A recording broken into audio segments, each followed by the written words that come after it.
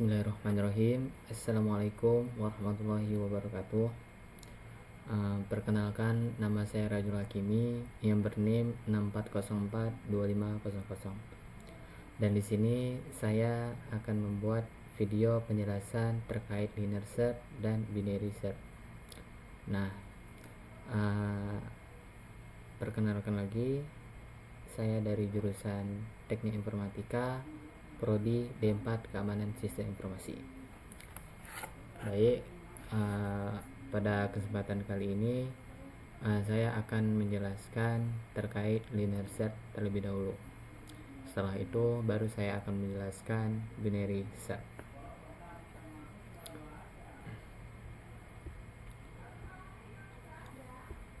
Nah, di sini saya telah membuat perintah atau untuk kita mencari linear search ini gimana caranya, yaitu linear search ini kita akan mencari sebuah data mahasiswa berdasarkan name, dan kita akan menggunakan algoritma linear search untuk pencarian berurutan dari data pertama sampai data akhir. Nah, di sini data mahasiswa akan kita simpan sebagai list of dictionary. Jadi setiap dictionary ini mewakili satu baris data mahasiswa, yaitu name, nama, prodi, dan IPK. Nah, di sini saya juga sudah membuat data mahasiswanya yang sudah terurut gitu. Jadi setelah kita membuat data mahasiswa ini, kita akan masuk ke fungsi linear search ini. Jadi fungsi linear search ini kita akan mengecek data satu persatu dari indeks ke 0 sampai ditemukan, atau sampai seluruh data habis diperiksa. Nah, jadi di sini kita memakai sebuah def linear search untuk mencari data mahasiswa apakah ditemukan atau tidak. Nah, inilah perintahnya.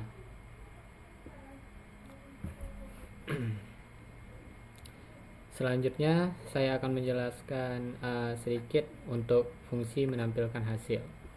Jadi untuk menampilkan hasil ini kita akan memisahkan urusan tampilan dari urusan logika untuk pencarian tersebut.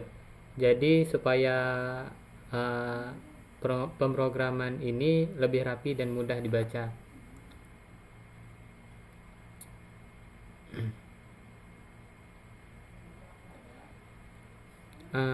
Sedikit fungsi utama dari linear search ini yaitu adalah untuk mengatur alur pemrogram. Jadi fungsinya itu adalah mengambil data, meminta data, mencari data, dan menampilkan data. Nah, jadi setelah saya run untuk perintah-perintah tersebut ini, yaitu saya memasukkan salah satu NIM yaitu 220110. Nah, di sini sudah jelas ada nama yaitu Joko dan prodinya Keamanan Sistem Informasi. Jadi kita mengecek apakah data ditemukan atau tidak.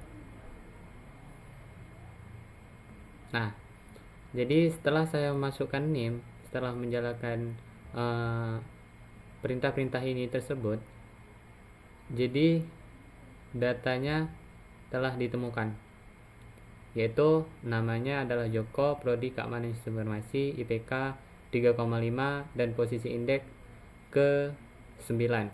Jadi jumlah perbandingan tersebut adalah 10.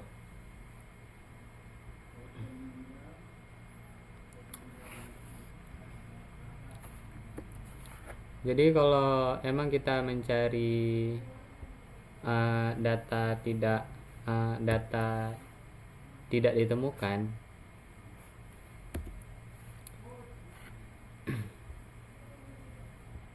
seperti ini. salah satu contoh untuk mencari data tidak ditemukan.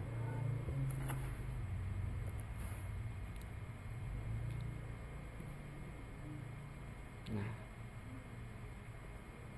ini dia. Setelah itu kita run.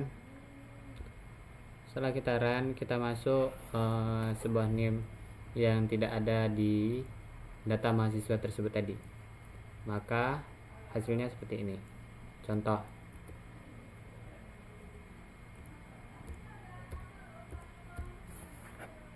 Nah, kita lanjut run. Apakah data ditemukan? Oh, maaf.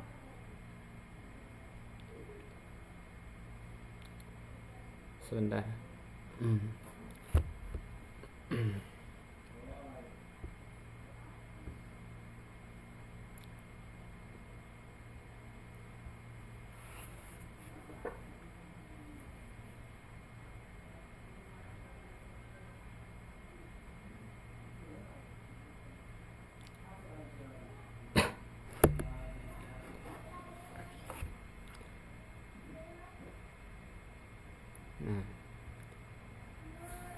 kita coba lagi apakah bisa di run. Nah, nih contohnya seperti ini. Apakah data tersebut masih bisa? Nah, jadi di sini masukkan NIM 64042500. Ini adalah salah satu contoh apakah data tersebut tadi data mahasiswa apakah ditemukan atau tidak. Nah, jadi setelah kita lihat di sini emang tidak ada data mahasiswa tersebut. NIM tersebut juga tidak ada. Nah, ini kita telah menemukan hasil dari data tidak ditemukan. Baik, selanjutnya saya akan menjelaskan yaitu terkait binary search.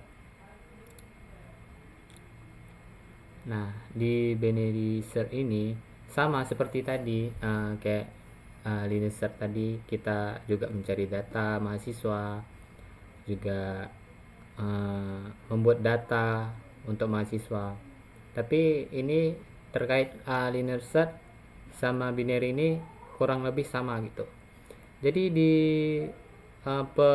program pencarian data mahasiswa binary search ini kita akan mencari data mahasiswa berdasarkan NIM menggunakan algoritma binary search. Jadi saat kita mencari, kita akan membagi dua area pencarian setiap kali. Jadi bisa disimpulkan lah bahwa binary search ini hanya bisa dipakai jika datanya sudah terurut. Seperti tadi juga sudah terurut di linear search tadi. Jadi saya juga sudah membuat data mahasiswa di bawah ini berdasarkan NIM. Jadi tujuannya supaya aman saat digunakan. Nah, ini saya membuat data mahasiswa yang harus terurut berdasarkan NIM. Nah, ini juga sudah terurut. Lalu kita masuk ke fungsi binary search. Jadi fungsi binary search ini juga lumayan banyak gitu. Jadi di balik fungsi ini cara kerjanya itu kita akan menggunakan low, high, mid. Nah, jadi fungsi low ini yaitu adalah untuk batas kiri area pencarian, dan high ini adalah batas kanan untuk area pencariannya. Jadi juga bahwa mid ini adalah titik tengah area pencarian. Jadi setiap iterasi dari data di posisi mid dibandingkan dengan NIM yang dicari, maka jika sama, bahkan jika tidak, bisa jadi data ditemukan, bisa jadi tidak ditemukan. Jadi jika NIM dicari lebih kecil, cari di setengah kiri high mid min 1. Jika NIM dicari lebih besar, cari di setengah kanan low mid gitu.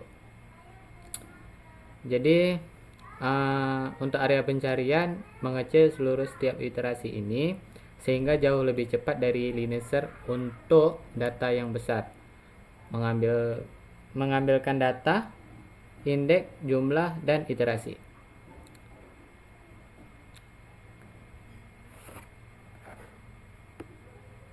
Ini kode-kodenya untuk setiap mid, high, low. Jadi masing-masing dari low, high, dan mid ini memiliki fungsinya masing-masing dan kelebihan dan kekurangannya masing-masing.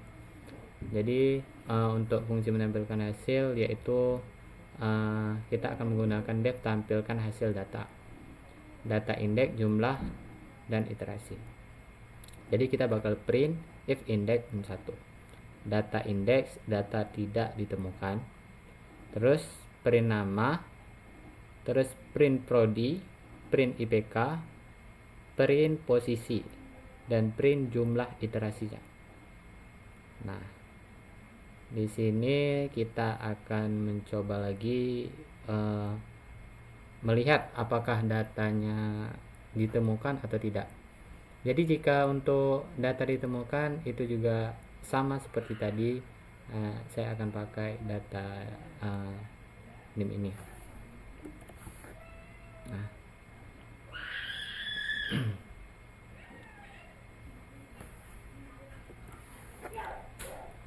coba. Nah, di sini juga sama seperti linear tadi, bahwa kita kalau mengambil dari data mahasiswa yang sudah ada yang kita buat, maka hasil saat di run itu ditemukan. Tapi jika data mahasiswa tidak ditemukan, sama seperti tadi, bahwa kita akan menggunakan link yang NIM yang tidak ada di data yang kita buat tadi. Contohnya seperti tadi. Kita coba buat NIM asal-asalan tuh 04, 05, 07 misal. Nah, coba kita. Nah, jadi di sini juga sudah jelas bahwa kalau kita memasukkan NIM yang tidak ada di data kita buat, maka data tersebut tidak ditemukan. Baik, mungkin penjelasan saya terkait linear search dan binary search. Nah,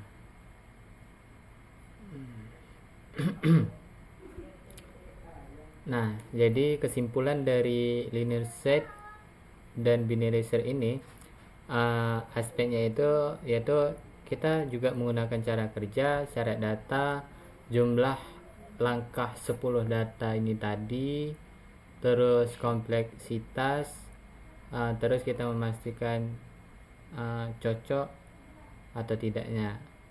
Jadi linear search ini yaitu adalah mengecek data satu dari awal, terus tidak perlu terurut, terus juga maksimalnya ada 10 perbandingannya. Nah, juga datanya sedikit, juga tidak terurut. Jadi binary search ini dia membagi dua area pencarian terus menerus gitu. Jadi binary search ini wajib gitu sudah terurut. Maksimal iterasinya itu 4 yang menggunakan log n. Jadi binary search ini datanya banyak dan juga sudah terurut atau bisa kita bilang rapi. Jadi kecepatan untuk 10 data mahasiswa saja binary search sudah lebih hemat, maksimal 4 langkah versus 10 langkah. Linear search selisihnya akan makin besar kalau datanya ribuan atau jutaan. Jadi linear search ini bisa butuh sampai 1 juta perbandingan. Sementara kalau binary search itu cukup dengan 20 langkah saja. Nah, kalau antara linear search dan binary search, mereka memiliki keunggulan atau kecepatannya. binary search ini dibayar dengan syarat data harus terurut lebih dahulu. Jadi misalnya nih urut berdasarkan name. Terus kalau data belum terurut harus di sort dulu, yang juga makan banyak waktu. Jadi linear search ini lebih simple gitu. Kalau dibilang simple, ya dia kayak tetap bekerja walau data teracak, tidak terurut. Cocok sih kalau ukuran data kecil atau sering berubah-ubah urutannya. Jadi sistem datanya juga besar dan jarang berubah urutannya. Jadi seperti data mahasiswa yang sudah terurut seperti NIM tadi, dia lebih diuntungkan pakai binary search, karena binary search ini kan dia sudah terurut gitu dan memiliki 4 iterasi. Jadi lebih untung kan kalau pakai binary search. Sistem dengan data kecil dan sangat dinamis, cukup pakai linear search kalau emang mau, karena implementasinya lebih sederhana. Jadi singkatnya saja lah bahwa binary search sangat unggul di kecepatan untuk data besar dan terurut. Jadi kalau linear search ini unggul di kesederhanaannya aja dan fleksibel untuk data kecil dan tidak terurut. Mungkin di balik linear search sama binary search ini hanya itu saja yang menurut saya lebih memiliki kelebihan dan keunggulannya masing-masing gitu. Baik, mungkin penjelasan saya hanya sampai di sini. Saya akhiri. Assalamualaikum warahmatullahi wabarakatuh.